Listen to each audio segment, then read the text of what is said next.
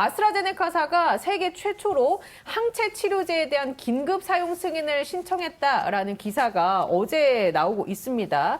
매일경제 효능 1년 유지, 백신 맞기 두려웠는데 아스트라 항체 치료제 긴급 승인 신청이라는 기사가 있었고요. 또 한국경제 같은 경우는 백신 안 맞아도 오케이, 세계 첫 항체 치료제 나온다라는 기사가 나왔습니다. 이 기사 타이틀만 봤을 때는 그렇다면 이제 백신 안 맞고 세계적으로 긴급 사용 승인 가능성이 높은 항체 치료제로 내가 치료받을 수 있는 거 아니냐라는 생각을 하실 수가 있는데 이 부분과 관련해서 교수님 설명을 좀 해주시죠. 과학적으로. 예, 이게 이제 제가 이 뉴스를 우리 이제 최 앵커가 저한테 보내주시지 않았습니까? 그래서 제가 보고 기사가 이해가 안 됐어요, 도대체. 이 기사가 도대체 뭘 얘기하지? 도대체 제가 이해가 안 됐어요. 이해가 안 돼가지고 제가 구글 검색을 해봤습니다. 구글 검색을 해보니까 외국 언론 자료를 보니까 일단 이해가 됐어요. 상당히 이해가 됐습니다. 그럼에도 불구하고 오늘 방송을 위해서 제가 어디를 들어갔냐 하면은 보다 더 정확한 자료를 얻기 위해서 아스트라제네카에 제가 직접 들어갔습니다. 아스트라제네카에 직접 들어갔더니만은 굉장히 긴 그런 어떤 자료가 있었습니다. 자료가 있어서 제가 그 자료를 가져왔는데요. 그 자료 내용이 그 자료 내용이 이제 이겁니다. 한번 자세하게 좀 잡아주시면은 이 자료인데, 이거 아주 여러 페이지로 되어 있습니다. 프린트한 게 여러 페이지로 되어 있는데요. 이제 이 자료를 보니까 자료가 굉장히 자세하게 되어 있어요. 이것은 치료제가 아닙니다. 기본적으로 우선 치료제가 아니에요. 치료제가 아닌데 하나씩 설명을 드리겠습니다. 정확한 용어는 어떻게 써야 되냐 하면은 항체형 수동 백신이라고 써야 됩니다. 항체형 수동 백신 이렇게 쓰셔야 됩니다. 이거는 치료제가 아니고 백신이에요. 네, 여기서 제가 이 항체형 수동 백신이라고 하는 것에 대해서 이게 약간 보충 설명을 드리자면 국내에도 항체 치료제가 있잖아요. 그러니까 국내의 항체 치료제 예를 들어서 설명을 하면 좋을 것 같습니다. 자, 이제 기억하시는 분들도 있을지 모르겠는데 국내 셀트리온이라는 기업이 항체 치료제를 개발하면서 이 개발 후에 두 가지 용도로 사용이 될 수 있다라고 업체 측에서는 밝혔습니다. 하나는 무엇이냐면 코로나19 바이러스에 감염된 분들이 위중증, 입원이나 혹은 위중증으로 이어지기 전에 이 항체 치료제를 투여해서 그분이 입원이나 혹은 중증으로 이어지는 것을 막을 수 있는 역할을 할 수 있다. 그리고 이게 항체 치료제의 중요한 기능이다라고 하나 이야기를 했었고요. 또 어떤 이야기를 했었냐면 이런 이야기도 했었어요. 그 셀트리온의 경영진이나 혹은 셀트리온의 뭐 CTO 등등이 언론의 인터뷰 혹은 기자회견장에서 어떤 이야기를 했었냐면 유행 상황이 안 좋은 곳에 방문을 어쩔 수 없이 해야 하는 뭐 비즈니스맨들이나 아니면 공무원들이나 혹은 뭐 유행 상황 지역을 방문하시는 사람들에게는 감염이 되지 않았다고 하더라도 항체 치료제를 주입하면 한 달 정도 효과가 있는 단기간의 백신 용도로도 사용될 수 있을 것이다. 예방적으로라는 이야기를 했었습니다. 왜냐하면은 그분은 한 달 정도 몸에 이 코로나19 바이러스에 대한 중화항체가 있는 것이기 때문에 그 중화항체가 혹시 그 위험 지역에서 바이러스가 들어왔을 때 그 바이러스를 감염을 차단하는 역할을 해준다라는 거죠. 이게 바로 방금 교수님께서 얘기하신 그 항체형 수동 백신의 기능을 강조를 한 것이죠. 제가 좀 자세히 설명드리면 이겁니다. 지금 우리가 이제 백신을 맞지 않습니까? 백신을 접종하면 우리 몸에 크게 두 종류의 면역이 형성이 됩니다. 하나는 세포성 면역하고 다른 것은 항체형 면역이 형성이 돼요. 그래서 만일에 임산부, 아이를 낳으신 임산부, 출산하신 임산부가 백신 접종을 하게 되면 모유 수유를 통해서 항체를 아이에게 전달할 수 있다 그랬잖아요. 바로 모유 수유를 통해서 아이에게 전달이 되는 이 항체, 이것이 지금 우리가 얘기하고 있는 이 치료제, 아스트라제네카의 치료제라고 이해하시면 됩니다. 그러니까 이거죠. 이 항체 치료제, 아스트라제네카의 항체 치료제는 두 개의 항체로 이루어져 있는 복합제형입니다. 복합제형. 그 다음에 이 항체는 미국의 밴드빌트 대학이라고 하는 곳에서 만들어졌어요. 그런 다음에 기술 라이센스를 아스트라제네카에 했습니다. 투여는 어떻게 하느냐 하면은 근육에 투여를 해요. 근육에 투여를 하는데 300mg을 한꺼번에 두 군데다가 동시에 투여를 합니다. 그러니까 300mg을 동시에 받는 것이죠. 그러는데 통상 항체는 우리 몸에서 반감기, 즉 100만큼 집어넣으면 50으로 줄어드는데 우리는 몸에서 한 달 정도 걸립니다. 예. 그러니까 한 달, 두 달 지나게 되면은 이 항체가 다 이제 분쇄되거나 아니면 소변을 통해서 바깥쪽으로 배출이 돼요. 그래서 이 항체가 우리 몸에 오래 머물도록 하기 위해서 이 아스트라제네카에서 뭘 했냐 하면은 변형을 시킵니다. 이 모디피케이션이라 그러는데, 모디피케이션을 했다고는 얘기를 하는데 어떤 기술인지는 얘기하고 있지 않아요. 어떤 기술이지 않다라고 하는 걸 보통 프로프리어트리 기술이라 그러는데, 자기네들이 가지고 있는 노하우를 이용해서 항체를 변형을 시켰어요. 네. 그래서 항체가 오래 머물도록 했습니다. 그래서 자기네들이 실질적으로는 데이터는 없는데 1년 동안 몸에 머무를 것을 기대한다. 이렇게 하고 있어요. 그러면서 근육으로 주사를 하게 됩니다. 그러니까 항체를 근육에 주사를 하게 되면은 소위 말해서 서방형, 천천히 배출되게 할 수 있습니다. 그러는데 항체를 다시 변형을 시켜놨기 때문에, 모디피케이션을 했기 때문에 원래 항체를 근육에 주면은 천천히 나오는데 거기에다가 모디피케이션을 해서 더 천천히 나오게 한 거예요. 이렇게 되면 어떻게 되냐 하면은 농도를 높이기가 어렵습니다. 그렇기 때문에 효과를 그렇게 기대하기는 어려워요. 예. 그런데 이제 이거를 왜 쓰냐는 거죠. 왜 쓰냐는 거예요. 이것 때문에 쓰는 거예요. 대상자들이 누구냐 하면 이겁니다. 첫째 하나는 알러지 반응이 너무 심해서 예. 백신 접종을 못하는 사람. 평소에 네. 아예 백신 접종이 안 되는 사람. 그러니까 의학적으로 백신 접종을 못하는 거죠. 두 번째는 고령이라든지 어떤 기저질환 때문에 백신 접종을 했는데도 면역이 잘 안 생기는 사람.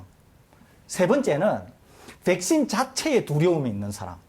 이 사람들에게는 이렇게 백신 접종을 하게 되면은 면역 형태로 항체가 생기니까 이 항체를 아예 수동 면역 형태, 즉 아까 임산부가 아이에게 모유 수유를 통해서 항체를 전달해 가지고 그 아이가 일정 기간 동안에 면역을 가지고 있는 것처럼 아예 코로나19에 중화 기능이 있는 두 가지 항체 칵테일을 아예 사람에게 예. 그냥 준 거예요.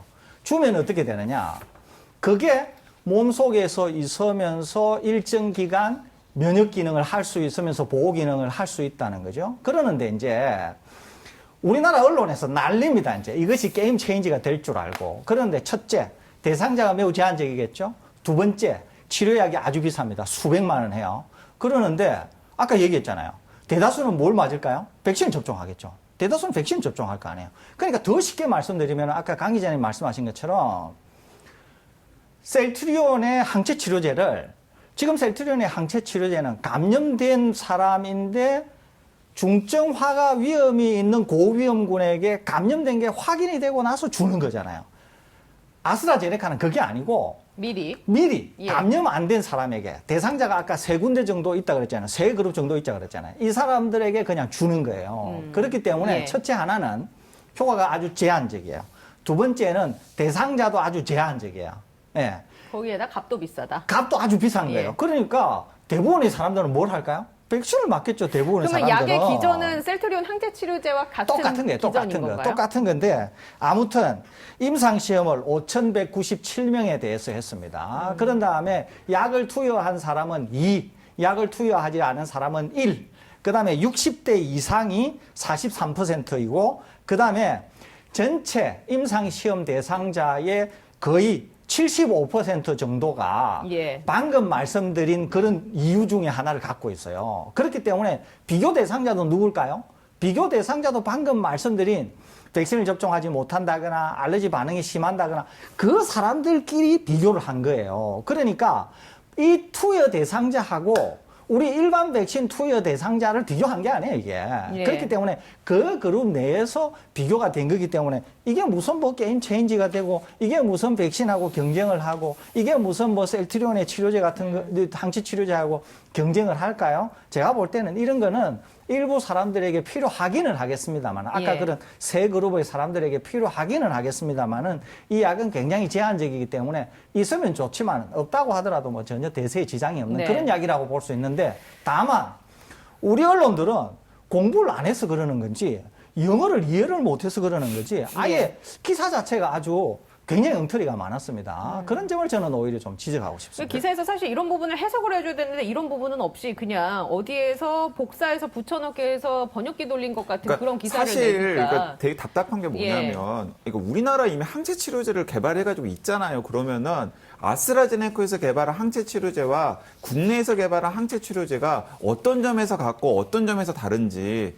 그리고 왜 국내에서 개발한 항체 치료제는 중증으로 이어질 가능성이 있는 고위험군에게 투여를 하는데 이 아스트라제네카에서 만든 항체 치료제는 백신을 접종하지 않은 사람들에게 투여를 한다라는 것인지에 대한 부분들이 좀 해석이 있어야 되잖아요. 그래야 시민들도 이해를 할 것 아니에요. 근데 이제 그런 부분들을 제대로 짚어주지 못하기 때문에 저도 낙제점짜리 기사라는 생각이 들고요. 그리고 자꾸 우리나라 언론에서 게임 체인저 하는데 우리 코로나 특보에서 여러 차례 강조하지만 게임 체인저는 이미 나왔어요. 게임 체인저는 백신입니다. 백신. 우리가 백신 때문에 위중증 환자 숫자도 줄어들고 사망자 숫자도 줄어들고 위드 코로나 이야기도 할 수 있는 거예요. 게임 체인저는 이미 나왔어요.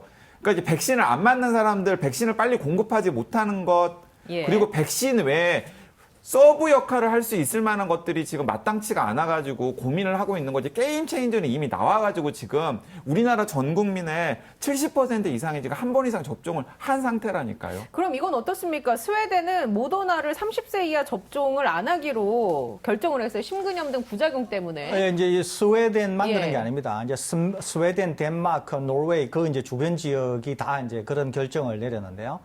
우리 방송에서 우리나라 최초로 아마 저희들이 말씀을 드렸던 것 같은데 모더나하고 화이자는 기술은 같지만은 백신이 사실은 일부 다릅니다. 어떤 점에서 다르냐면은 양이 다르다니까요. 모더나가 3배 많죠. 예, 양이 다르다고 하는 거를 우리 방송이 처음으로 얘기를 했습니다. 그런데 한참 지나고 나서 다른 방송이 그런 얘기를 하더라고요. 그러는데 모더나는 1회 접종이 100 마이크로그램입니다. 화이자는 30 마이크로그램이고 그렇기 때문에 모더나가 양이 3.3배가 많습니다. 그러니까 3.333배가 많은 거죠. 그래서 부작용이 생기더라도 모더나가 부작용이 생길 가능성이 많습니다. 물론 부작용 없이 효과가 좋다 이런 분들은 효과도 좋을 수가 있죠. 그러는데 약은 언제나 부작용이 훨씬 더 효과보다 더 중요합니다. 그러는데 우리가 알다시피 mRNA는 심근염, 심낭염에 대한 그런 위험이 있다고 하는 건 알고 있잖아요. 화이자가 되었던 모더나가 되었던. 그러는데 모더나는 방금 양이 많다 그랬지 않습니까? 그러니까 방금 스웨덴이나 덴마크나 그 주변 국가에서 접종을 하다 보니까 이 젊은 연령층 30세 이하에서는 심근염 부작용이 너무 많다는 거예요. 그래서 일단 그 국가에서는 모더나 접종을 당장 중지했습니다. 중지하면서 화이자로 대체한다 이렇게 얘기하는데 제가 볼 때는 화이자 접종을 하더라도 심근염 부작용은 피해갈 수 없기 때문에 아마 곧 화이자에 대한 얘기도 그 지역 국가들에게서 나오지 않을까 이렇게 예상이 됩니다. 사실 이게 그 메신저 RNA 백신이나 혹은 메신저 RNA 플랫폼을 이용해서 앞으로 만들 여러 가지 약의 가장 큰 문제점이 될 수 있을 것 같은데요. 세 가지를 비교하면 됩니다. 그러니까 모더나가 있었고요. 그리고 화이자가 있었고, 그리고 우리 방송에서도 소개했던 실패한 백신이었던 독일의 큐어백이 있었습니다. 근데 이게 용량이 모더나가 화이자보다 3배 많고요. 큐어백은 화이자보다 3분의 1 용량이에요. 자, 이게 이런 문제가 있는 겁니다. 큐어백은 용량이 너무 적기 때문에 효과를 보지를 못했어요. 모더나는 화이자보다 용량이 3배 되기 때문에 여러 곳의 임상시험 결과를 보면 화이자와 모더나의 효과를 비교했을 때는 예를 들어 중화항체만 놓고 보면 모더나가 화이자보다 훨씬 더 효과가 좋습니다. 근데 문제는 뭐냐면 양을 많이 하면 효과는 좋은데 이번에 덴마크나 스웨덴에서 볼 수 있듯이 심근염이나 심낭염 같은 부작용 때문에 문제가 생길 가능성이 있는 거예요. 자, 그러면 이게 양을 적게 하잖아요. 양을 적게 하면 부작용 가능성은 적은데 효과가 제한적일 가능성이 있습니다. 그러니까 화이자가 이번에 굉장히 운이 좋게 그 균형점을 잘 찾은 거예요. 그런데 이것도 지금 아직 접종을 한 지 1년이 채 지나지 않았기 때문에 지속 효과라든지 장기적인 면역 효과 등을 염두에 뒀을 때는 어떤 식으로 결론이 날지는 모르거든요. 그래서 저는 메신저 RNA 백신은 여전히 검증이 진행 중이다라고 생각합니다. 그래서 이번에 노벨상 못 받은 거예요. 이번에 많은 사람들이 노벨 생리학상이나 혹은 노벨 화학상은 메신저 RNA 원천 기술을 개발했거나 메신저 RNA 백신을 개발했던 과학자에게 돌아갈 가능성이 굉장히 높다라고 전망을 했거든요. 근데 다 비껴갔잖아요. 왜 비껴갔냐면 노벨위원회에서도 이런 감을 가지고 있는 겁니다. 아직 검증이 안 된 예. 테크놀로지다라고 지금 생각을 하고 있는 거예요. 자, 그래서 그렇다면 이제 우리나라의 예. 과학자들이나 의학자들, 또 백신 전문가들이 이 부분에 대해서 저는 좀 회의적인 시선을 가지고 비판적인 시각.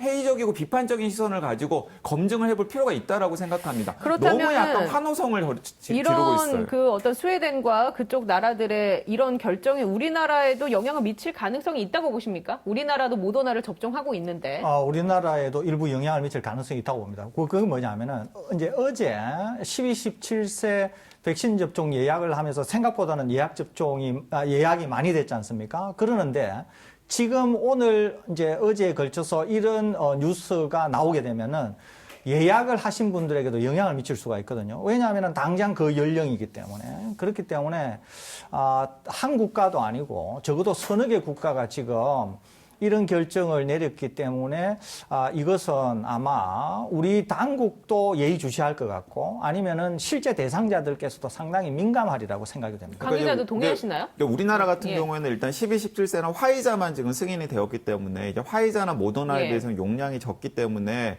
모더나에 비해서는 신근염이나 신낭염 부작용 위험이 상대적으로 적죠. 하지만은 그 비용과 편익 분석에 참여했던 과학자들이나 의학자들조차도 이걸 꼭 맞춰야 되는지에 대해서 이익이 압도적으로 크다라고 지금 확신을 못하고 있는 상황이에요.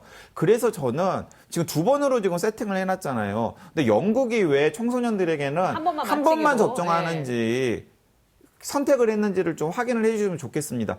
영국이나 미국과 비교했을 때 우리나라는 유행 상황이 전혀 나쁘지가 않고요. 그렇기 때문에 굳이 저는 예. 압도적인 이익이 없다고 판단되는 상황에서 저는 이런 위험을 감수할 필요가 있나 하는 생각이 듭니다. 우리 청소년들에게는, 소아 청소년들에게는 그 연령대에게는. 특히 그렇습니다. 예. 그래서 저는 한 번 접종, 왜냐하면 보통 두 번 접종일 때, 2차 접종일 때 훨씬 더 그게 세다라고 이야기가 되고 있기 때문에 한 번 접종으로 좀 조정을 하는 게 어떨까 하는 생각을 개인적으로는 가지고 있습니다.